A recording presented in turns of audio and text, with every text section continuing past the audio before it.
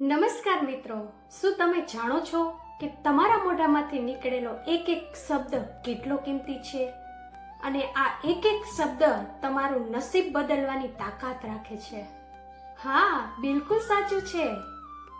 આ શબ્દમાં એટલી તાકાત છે કે તમે તમારી જાતે તમારું નસીબ બદલી શકો છો. તમે જેવું બોલો છો, જેવું વિચારો છો, બ્રહ્માંડ પણ તેવું જ તમારી સાથે કરે છે.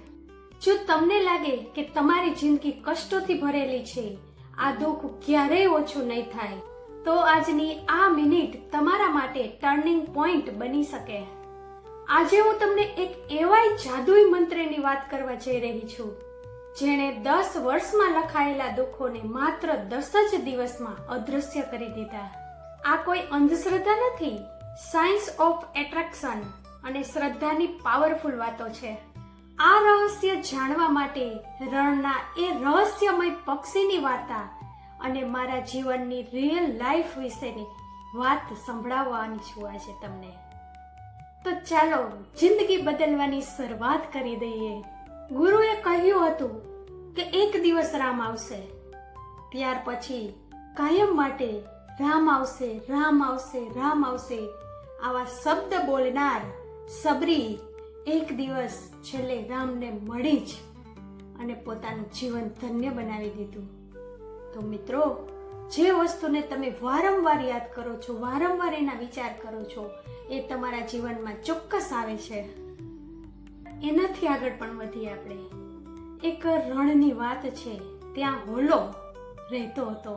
તે દરરોજ ક્યાંક ને ક્યાંક ખાવાનું શોધવા જતો, ક્યાંક ને ક્યાંક પાણી માટે જતો, પણ બધી જ જગ્યાએ તે પાછો ફરતો, તેને કંઈ ન મળતું. ત્યારે એ એક વખત વિચાર કરે છે કે ભગવાને મારી સાથે આવું કેમ કર્યું? મારા જ જીવનમાં આટલું બધું દુઃખ કેમ આપ્યું? હું ક્યાં સુધી આવી રીતે તડપતો રહીશ? ક્યાં સુધી ભૂખ્યો રહીશ? ક્યાં સુધી તરસ્યો રહીશ? તે આવું વિચારી રહ્યો હતો. ત્યાંથી એક પોપટ પસાર થાય છે. તે હોલાને થયું, ક્યાંક આ પોપટ મારી મદદ કરી શકશે, મને ખાવાનું શોધવામાં મારી સાથે આવશે. તેથી તે હોલાએ બૂમ પાડી, પણ ખોરાક ન મળવાથી શરીર નબળું પડી ગયું હતું, એટલે જોરથી તે બૂમ પણ ન પાડી શક્યો અને ધીરેથી બોલ્યો, એ પોપટ. અચાનક પોપટે નીચે જોયું અને તેને થયું કે આ હોલો મને બોલાવી રહ્યો છે. પોપટે કહ્યું, શું મને બોલાવો છો? ત્યારે હોલાએ કહ્યું, હા, હું તમને જ બોલાવું છું. તમે ક્યાં જાઓ છો? તમે ખાવાનું શોધવા જાઓ છો? ત્યારે પોપટે કહ્યું, ના, હું ખાવાનું શોધવા નથી જાતો, હું ભગવાન પાસે જાઉં છું, હું સ્વર્ગલોકમાં જાઉં છું. ત્યારે હોલાએ કહ્યું, સારું, તો તમે મારો આ સંદેશો ભગવાન પાસે લેતા જાઓ. ત્યારે પોપટે કહ્યું, હા હા, કઈ વાંધો નહીં, શું છે તમારો સંદેશો, બોલો. ત્યારે હોલો કહે છે, તું ભગવાનને જઈને કહેજે કે મારા જીવનમાં આ દુઃખ ક્યારે પૂરું થશે, હું ક્યારે સુખી થઈશ, આવું તું ભગવાનને પૂછજે. અત્યારે મારી જિંદગીમાં ખૂબ કષ્ટ છે, હું આ કષ્ટમાંથી ક્યારે બહાર નીકળીશ. પોપટે કહ્યું, ઠીક છે, હું ભગવાનને તારો સંદેશો આપી દઈશ. પછી હોલાને થયું, હવે મારી જિંદગીમાં સારું આવશે, કેમ કે આ સંદેશો ભગવાન સુધી પહોંચી ગયો છે અને હવે મારે ભગવાનના જવાબની રાહ જોવાની છે અને એ જવાબથી મને ખબર પડી જશે કે મારી જિંદગીમાં ક્યાં સુધી દુઃખ રહેવાનું છે અને ક્યારે આ કષ્ટ પૂરા થશે. પોપટ સ્વર્ગલોકમાં પહોંચી ગયો. ત્યાં ભગવાનના દૂતોએ તેને રોક્યો અને કહ્યું, ક્યાં જાય છે તું? ત્યારે પોપટે કહ્યું કે હું ભગવાન પાસે જાઉં છું હોલાના પ્રશ્નનો જવાબ લેવા માટે. તેણે મને એક પ્રશ્ન પૂછ્યો છે. ત્યારે દૂતોએ કહ્યું કે હોલાનો શું પ્રશ્ન છે, પહેલા મને કહેતા જાઓ. ત્યારે પોપટે એ હોલાનો પ્રશ્ન કહ્યો. ત્યારે દૂતોએ કહ્યું કે હોલાના જીવનમાં હજી 10 વર્ષ કષ્ટ સહન કરવાનું છે, એવું લખ્યું છે. ત્યારે પોપટે વિચાર્યું કે આ જવાબ હું હોલાને કહીશ તો તે કેટલો નબળો પડી જશે અને કેટલો નિરાશ થઈ જશે અને દુઃખી પણ થશે અને કદાચ મરી પણ જાય. તે જીવશે પણ નહીં અને કદાચ 10 વર્ષ સુધી આ કષ્ટ સહન પણ ન કરી શકે. ત્યારે દૂતોએ પોપટને કહ્યું કે તું જઈને હોલાને કહેજે કે ભગવાને કહ્યું છે કે તારા જીવનમાં જે અત્યારે છે એ બધું જ સારું છે, તું ખુશ છે. પોપટ હોલા પાસે આવ્યો અને હોલાને કહે છે, તું જાણે છે ભગવાને તને શું કહ્યું છે? ત્યારે હોલો કહે છે, કહો, ઝડપથી મને કહો કે ભગવાને મારા આ પ્રશ્નનો જવાબ શું આપ્યો છે.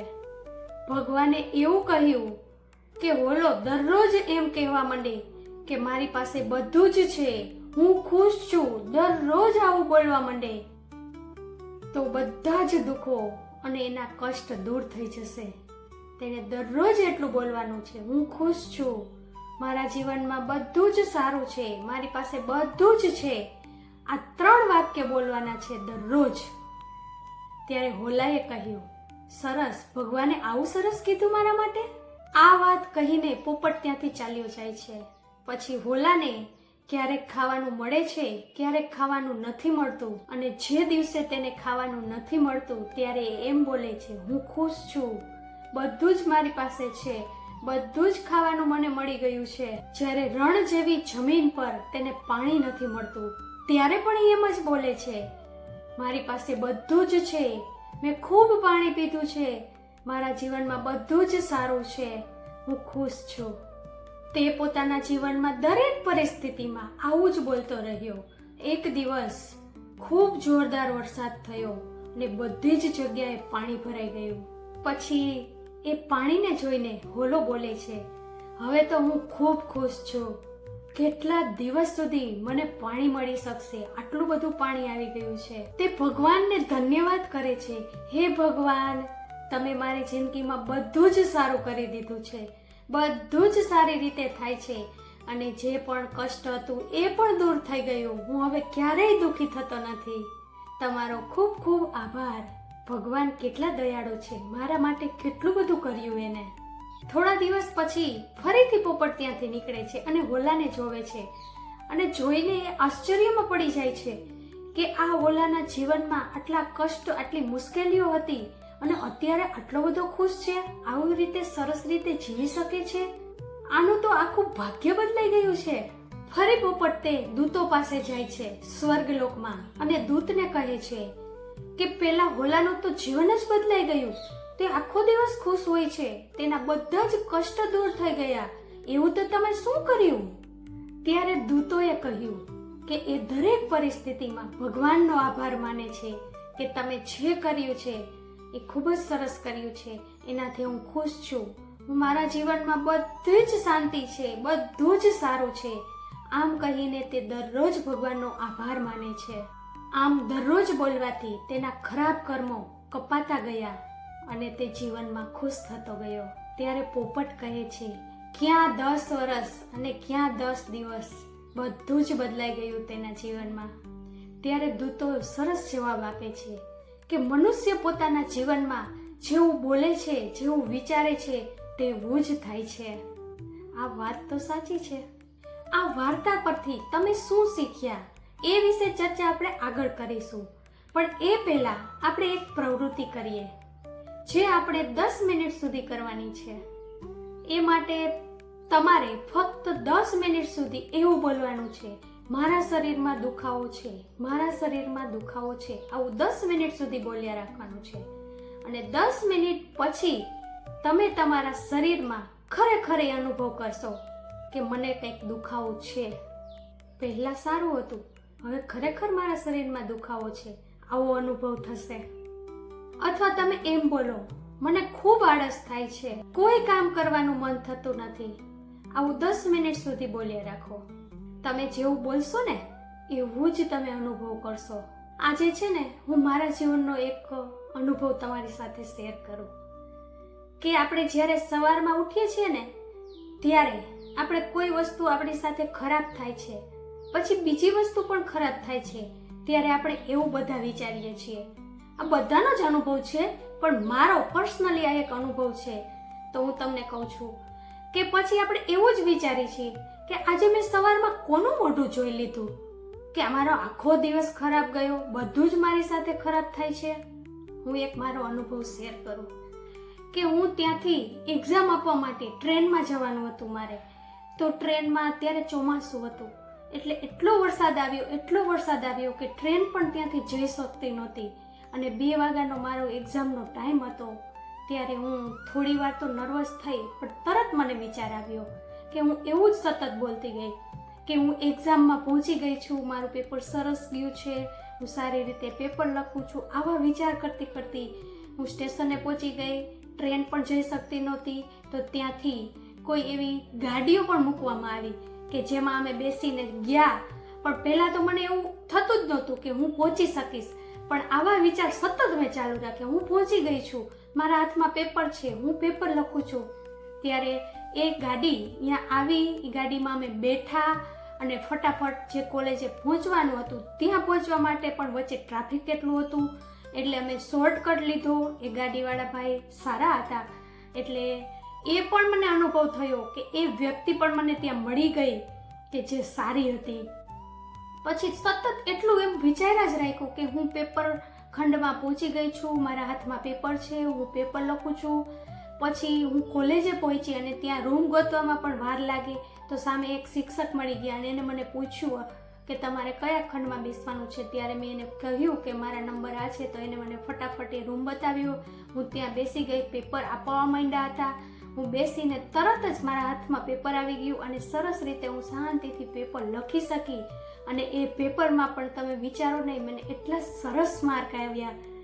ત્યારે મને કલ્પના થઈ કે ના, ખરેખર જેવું વિચારી છે ને એ શક્ય બને જ છે.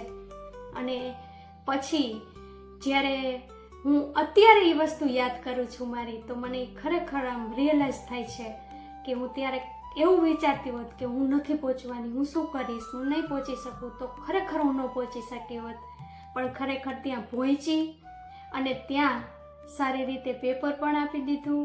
એ બધું આપણા વિચારો પર છે. આપણે જેટલું પોઝિટિવ વિચારશું ને તેટલા જ પોઝિટિવ રિઝલ્ટ પણ મળશે. અને બીજી એક વાત કરું તમારી સાથે, નોકરી માટે એક્ઝામ આપવાની હતી. ત્યારે એક્ઝામ આપવામાં આવતી હતી. ત્યારે એક્ઝામ આપી ત્યારે મારે એમાં માર્ક આવ્યા. તો 1 માર્ક માટે મારું રિઝલ્ટ ન મળ્યું મને. તો મને ઓછા માર્ક એટલે 1 માર્ક ન મળ્યો, નહીંતર હું એમાં પાસ થઈ જાત. ત્યારે મને ખૂબ દુઃખ થયું. પણ ખરેખર અત્યારે હું એ વસ્તુ વિચારું છું ને તો મને એમ થાય છે કે ના ના, જો 1 માર્ક આવી ગયો હોત ને તો હું અત્યારે નોકરી કરતી હોત, બધાની હારે સામાન્ય નોકરી કરતી હોત. પણ અત્યારે જે હું કરી રહી છું ને એ જોઈને એમ થાય છે કે ખરેખર ત્યારે 1 માર્ક ન આવ્યો ને એ જ સારું થયું. એટલે જે આપણા જીવનમાં થાય છે ને એ ખરેખર સારું જ થાય છે. એટલે દરરોજ સવારે ઉઠીને એમ જ વિચારવાનું કે આજે મારી સાથે ખૂબ જ સરસ થયું છે, હું બધું જ સારું વિચારું છું ને જે વિચારું છું એ બધું હું કરી શકું છું અને બધું થાય જ છે. મારા જીવનમાં ખૂબ સરસ રીતે બધું થાય છે. તો એ મારો અનુભવ છે. તમારો પણ આવો કોઈ અનુભવ હશે, ખરાબ હોય, સારો પણ હોય. ખરાબ હોય તો તેની પાછળનું કારણ આપણા વિચારો. એટલે જેવા વિચાર કરશું ને એ પ્રમાણે આપણે આપણું નસીબ બદલી શકશું. આપણે આગળ જે વાર્તા જોઈ ને એ વાર્તામાં પણ એવું જ થયું ને. ભોલાના જીવનમાં 10 વર્ષ સુધી દુઃખ હતું, પણ એ 10 દિવસમાં એ સુખને અનુભવ કરી શક્યો. પરિસ્થિતિ એ જ છે કે એને પોતાનો નજરિયો બદલો, પોતાનો દ્રષ્ટિકોણ બદલી નાખ્યો કે બધું જ સારું છે મારી સાથે, એવું કહેવાનું ચાલુ કર્યું. પહેલા શું કહેતો હતો, મારા જીવનમાં ખૂબ કષ્ટ છે, મને ખૂબ દુઃખ છે, હું ક્યારે આમાંથી બહાર નીકળીશ. એટલે એ ક્યારેય નીકળી શકતો નહોતો. પણ જ્યારે એને વિચારવાનું બંધ કર્યું અને સારું વિચારવાનું ચાલુ કર્યું ને એટલે એના જીવનમાં બધું જ સારું સારું થવા લાગ્યું અને તેની જિંદગી બદલાઈ ગઈ. આના ઉપરથી આપણે એ શીખ મેળવી શકીએ છીએ કે આપણે જીવનમાં જેટલું સારું વિચારશું એટલું જ સારું મેળવી શકશું. જીવનમાં તમે એક જ વસ્તુ સતત બોલ્યા કરો, સારી હોય કે ખરાબ હોય, તો એવો જ તમને અનુભવ થશે અને એ વસ્તુ જ તમને આકર્ષિત કરશે. આવા તો મારા જીવનમાં ઘણા અનુભવ થયા છે, મેં પ્રેક્ટિકલ તેનો અનુભવ પણ કર્યો છે. તો આપણે જેવું વિચારશું જીવનમાં એવું જ આપણે કરી શકશું. તમારા શબ્દો ખૂબ શક્તિશાળી છે. એ શક્તિશાળી શબ્દો તમારા જીવનને બદલી શકે છે અને એ શબ્દો ધ્યાનથી વાપરો. તમારા જીવનમાં જે જોઈએ છે ને એ વિશે વિચારો જે નથી ને એના વિશે ન વિચારો. તમારે જે જીવનમાં સતત જે વિચારતા રહેશો એ જ તમારી સામે આવશે અને તમે એ મેળવી પણ શકશો. તમે એક દિવસ પણ એમ વિચારશો ને કે આજે બધું જ મારી સાથે સારું જ થશે, તો ખરેખર તમારી સાથે સારું જ થાય છે. જ્યારે હું આ વિડીયો બનાવવા બેસું છું ને ત્યારે હું એવી પોઝિટિવ વિચાર સાથે બેસું છું કે મારો આ વિડીયો એટલો વાયરલ થશે અને લોકોને એટલો ગમશે કે એની વાત ના પૂછો. આવા જ વિચાર સાથે હું વિડીયો બનાવું છું તો ખરેખર એ વિડીયામાં મને ખૂબ પોઝિટિવ રિઝલ્ટ મળે છે. એ મારો અનુભવ છે. હું છે ને ઘણીવાર 3 ઇડિયટ પિક્ચરમાં જે આમિર ખાન બોલે છે ને કે ઓલ ઇઝ વેલ, આવું હું સતત બોલતી રહું છું ઘણીવાર. જે થયું તે સારા માટે જ થયું છે, જે થશે એ પણ સારા માટે જ થશે. તમારો એક એક કોષ અંદર તમારો એક એક શબ્દ સાંભળે છે. જેટલું પોઝિટિવ બોલી શકો ને એટલું પોઝિટિવ બોલો, નેગેટિવ ક્યારેય ન બોલો. અંતમાં હું એટલું જ કહીશ, વારંવાર જે વિચારે મનમાં રાખી વિશ્વાસ, દ્રઢ સંકલ્પના બળથી પૂર્ણ થાય સો આસ. હું આશા કરું છું કે આ વિડીયો તમારા જીવનમાં ખૂબ જ ઉપયોગી થશે અને તમે પણ જીવનમાં ખૂબ સારો એવો અનુભવ કરો, ખૂબ સારું વિચારો, એવી આશા સાથે આજનો વિડીયો હું પૂર્ણ કરું છું. વિડીયો ગમ્યો હોય તો લાઈક કરજો, શેર કરજો અને કમેન્ટમાં તમારા મંતવ્ય પણ આપજો, જેથી આવા હું નવા વિડીયો તમારા માટે લાવી શકું. અને અમારી ચેનલ પર પહેલીવાર આવ્યા હોય તો ચેનલને સબસ્ક્રાઈબ કરવાનું ભૂલતા નહીં. ફરીથી મળીશું એક નવા વિડીયો સાથે. ત્યાં સુધી બધાને જય શ્રી કૃષ્ણ. રાધે રાધે.